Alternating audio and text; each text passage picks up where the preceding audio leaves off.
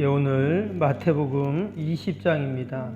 오늘 마태복음 20장에는 우리가 앞에 보면 포도원 품꾼 비유가 나오죠. 아주 유명한 포도원 품꾼 비유가 나오고, 그 다음에 이제 예수님의 순환에 대한 그러한 예고가 나옵니다. 그리고 이제 뒷부분에는 여리고에서 두 소경이 예수님께 치유받는 그 내용이 나오죠. 오늘 새벽에는 뒷부분에 나오는 이 여리고 소경이 어떻게 예수님께 치유받았는가에 대한 말씀을 잠시 살펴보겠습니다. 먼저 오늘 29절을 다시 한번 보시면 29절에 그들이 여리고에서 떠나갈 때 큰 무리가 예수를 따르더라 그랬습니다. 여기서 그들은 바로 예수님과 그 제자들을 말하는데요. 예수님이 여리고에서 여러 사역을 하셨겠죠.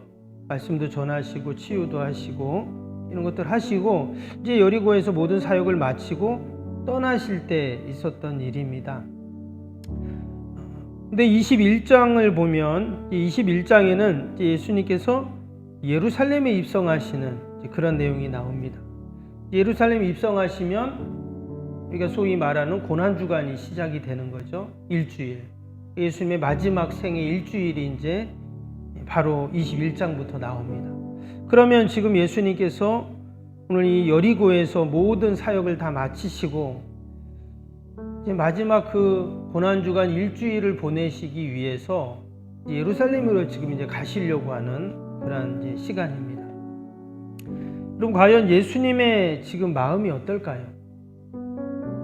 이 십자가를 지러 예루살렘으로 이제 입성하셔야 되는데 지금 이 여리고에서 모든 사역을 다 이제 마치신 겁니다.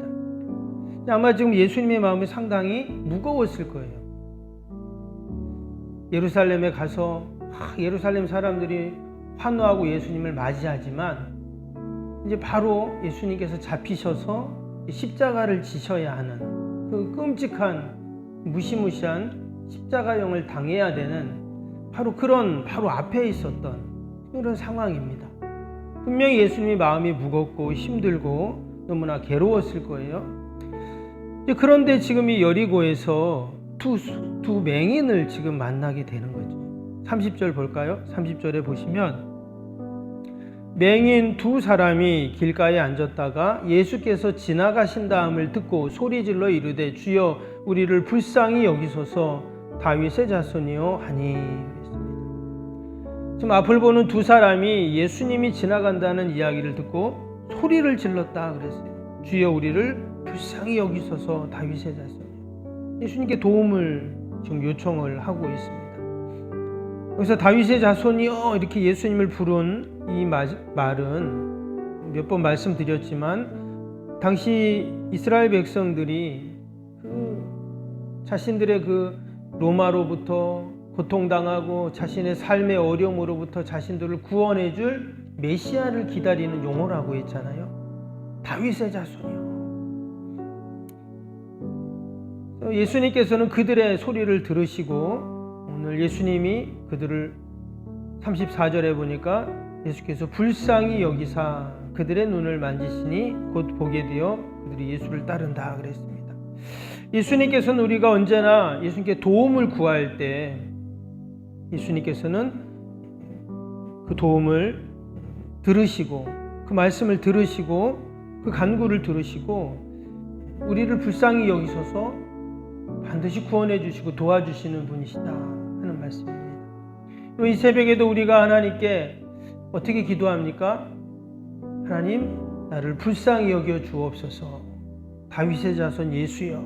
우리가 이렇게 예수님을 부르고 구할 때 반드시 우리를 불쌍히 긍휼히 여겨주시고 우리의 기도를 들으시고 응답해 주실 줄로 믿습니다.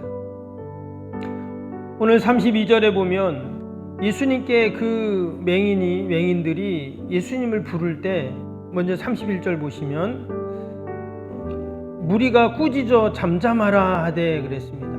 지금 예수님께 자신들의 이 어려움들, 이 문제를 좀 해결해 달라고 예수님을 소리질러 부르는데 무리들은 그들을 꾸짖었다 지금 이렇게 나오고 있어요. 당시 사람들은 이 맹인들을 어떻게 생각을 했냐면 그냥 우리가 생각할 땐 앞을 못 보니 얼마나 불쌍한 사람들입니까? 예수님도 그리고 그들을 뭐라고요? 34절에 불쌍히 여기셨다 쯤 이랬어요. 근데 사람들은 생각이 그렇지 않았습니다. 그들을 꾸짖었다 이렇게 나왔어요. 당시 유대인들은 이 앞을 보지 못하는 사람들을 어떻게 여겼냐면 저 사람들은 하나님 앞에 죄를 지어 앞을 보지 못하는 벌을 받는다 이렇게 생각한 거예요. 참 너무나 불쌍한 그런 일이죠. 안타까운 일입니다. 앞을 보지 못하는 것도 지금 너무나 괴롭고 힘든데 지금 자신들을 그렇게 여기고 하나님께 천벌을 받아 지금 이렇다라고 지금 이야기를 하고 있어요. 그래서 똑같은 말씀이 마가복음, 누가복음에도 그렇게 나오는데 거기서는 우리가 잘 아는 바디메오가 나오죠. 여리고의 그 바디메오. 거기에 보면 그가 거지라고 나왔습니다. 그래서 사람들에게 동냥을 하고 아마 여기서 지금 그들이 우리가 꾸짖었다는 말도 지금 예수님이 막 바쁘시고 사람들이 많고 한데 그 맹인들이 와갖고 예수님께 동냥을 하려고 하고 성가시게 하려고 하니까 꾸짖었다는 거예요. 그럼에도 불구하고 예수님은 어떻게 하셨냐면 32절에 보니까 예수께서 머물러 서서 그들을 불러 이르되 그랬습니다. 예수님께서 그냥 지나가시지 않으시고 머물러 서서 그들의 간구를 들으시고 그들을 불쌍히 여기셨다는 말씀. 이 시간도 우리가 주님께 우리의 간절한 기도의 제목, 마음의 소원들 우리가 하나님께 아뢰일 때 우리 예수님께서 머물러 서서 우리의 소리를 들으시고 우리의 간구를 들으시고 우리를 불쌍히 여기셔서 여러분 반드시 들으시고 응답해 주시는 그런 은혜가 있을 줄로 믿습니다. 오늘 말씀해 보면 지금 이 여리고에 맹인 두 사람이다 그렇게 얘기를 했잖아요. 그런데 이 병행 구절인 이 마가복음 또 누가복음에 보면 이 사람이 누구냐면 바디메오라고 나옵니다. 거기에는 이제 바디메오 한 사람만 나오잖아요. 그런데 이 바디메오가 말씀해 보면 디메오의 아들 바디메오 이렇게 되어 있어요. 그래서 이 바디메오의 아버지가 디메오입니다. 디메오. 그래서 바자라는 단어가 아들이라는 단어인데 그래서 디메오의 아들 이런 말이에요. 근데 디메오라는 뜻이 어떤 뜻이냐면 불결하다 이런 뜻이거든요. 그러니까 바디메오는 불결한 자의 아들이라는 그런 뜻입니다. 그런데 거기에는 오늘 말씀에는 마태복음에는 맹인이 두 사람이라고 했잖아요. 근데 마가복음에 보면 거기는 바디메오 한 사람만 나옵니다. 그래서 어떤 학자들은 여리고에서 두 사건이었다. 맹인들을 고친 이렇게도 말을 하지만 대부분의 학자들이 하는 말이 뭐냐면 그 바디메오가 아버지 디메오도 맹인이었다는 거예요. 맹인이 유전이 되는 것은 아니지만 아버지도 아들도 다 앞을 보지 못하는. 그래서 오늘 이 마가복음에 보면 맹인 두 사람이라고 한 것은 바디메오와 그의 아버지라는 거예요. 여러분 아버지도 앞을 보지 못하고 아들도 앞을 보지 못하면 어때요? 너무나 불쌍한 일이잖아요. 그래서 오늘 예수님께서는 34절에 그들을 불쌍히 여기셔서 그들의 눈을 만지셔서 그들을 고쳐주셨다. 그러면 얼마나 이 앞을 보지 못한다는 것이 너무나 괴롭고 힘든 일인데 아버지도 아들도 둘 다 이렇게 앞을 보지 못한다면 그것도 무엇보다 불결한 죄를 지어서 저렇게 앞을 보지 못한다고 사람들이 말하니 너무나 불쌍한 그러한 일이죠. 그런데 예수님을 만나 그들이 지금 눈을 뜨고 앞을 보는 이런 놀라운 일을 경험하게 되었습니다.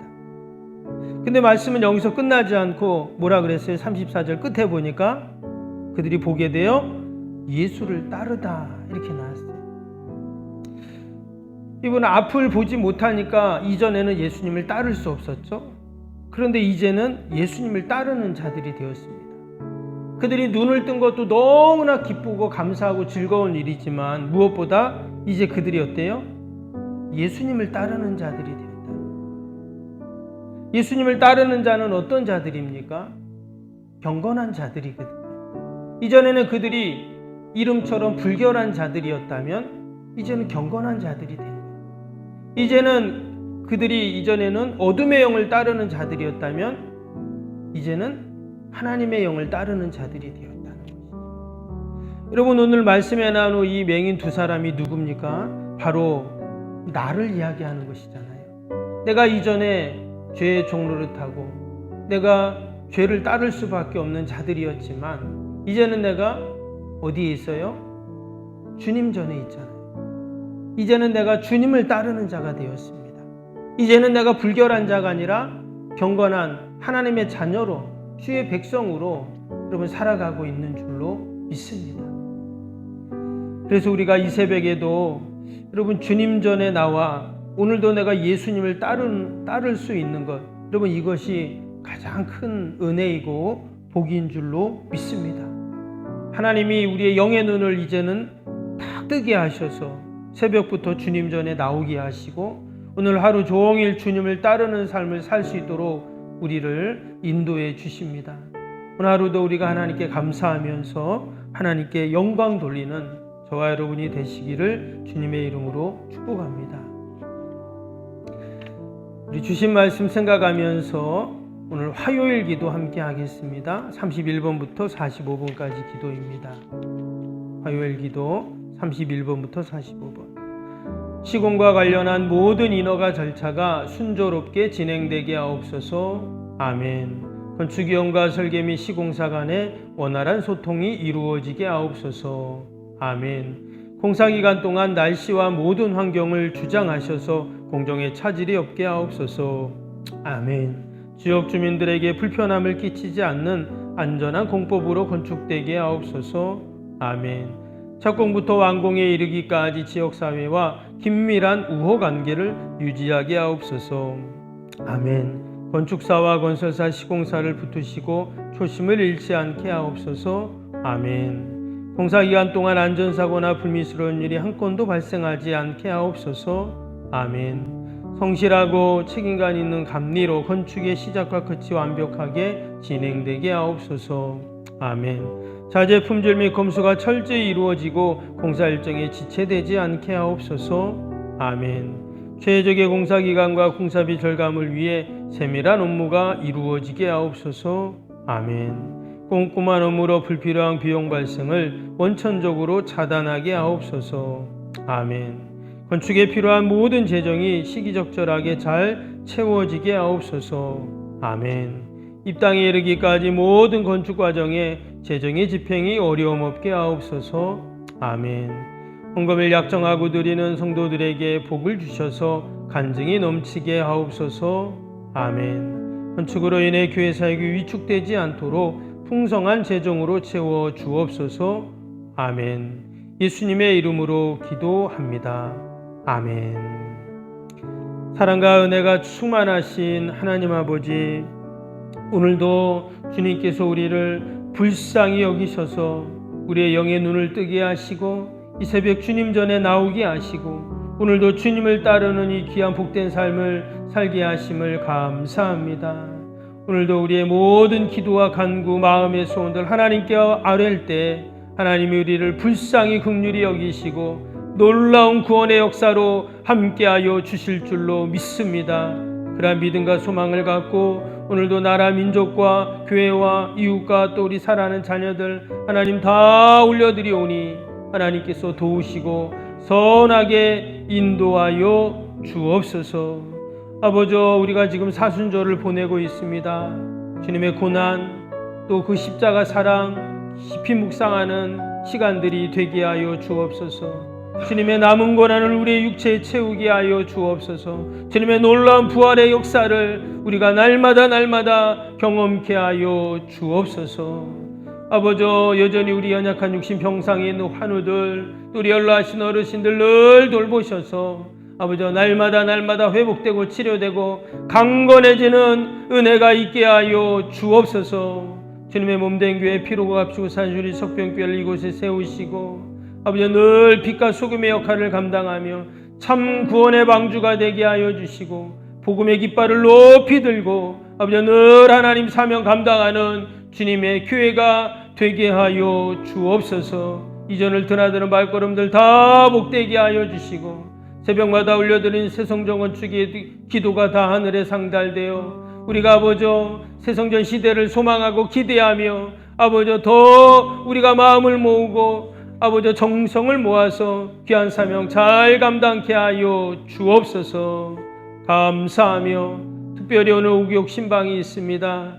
우리 예배드리는 가정들마다 하나님께서 축복하시고 가정에 막히고 묶이고 다쳤던 문제들이 다 해결되는 놀라운 은혜가 있게 하여 주옵소서. 예수님의 이름으로 기도하옵나이다. 아멘. 하늘에 계신 우리 아버지의 이름을 거룩히 하시며 아버지의 나라가 오게 하시며 아버지의 뜻이 하늘에서와 같이 땅에서도 이루어지게 하소서. 오늘 우리에게 일용할 양식을 주시고 우리가 우리에게 잘못한 사람을 용서하여 준 것 같이 우리 죄를 용서하여 주시고 우리를 시험에 빠지지 않게 하시고 악에서 구하소서. 나라와 권능과 영광이 영원히 아버지의 것입니다. 아멘.